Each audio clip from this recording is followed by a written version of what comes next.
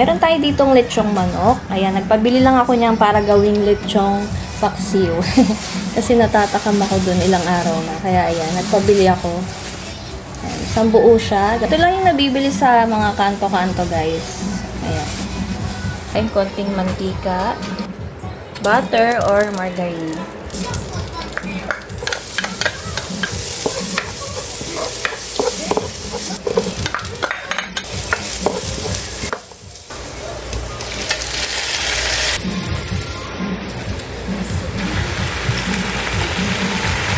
So, nilagyan ko lang to ng tubig.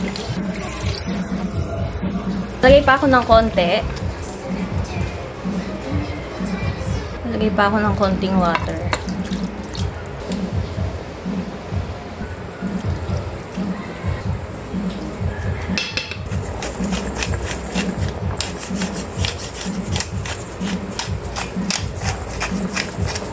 Ayan, pakukuluin ko lang muna siya dyan. Maya-maya ako siya haluin kasi naglagay ako ng suka.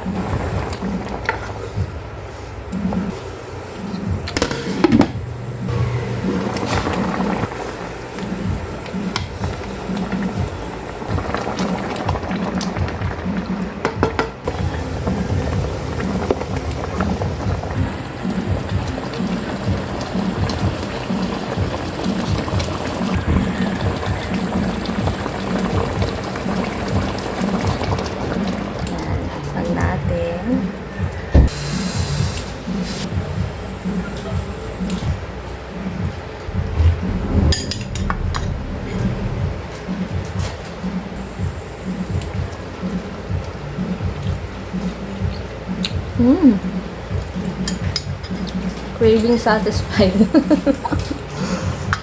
Ang sarap. Kain po.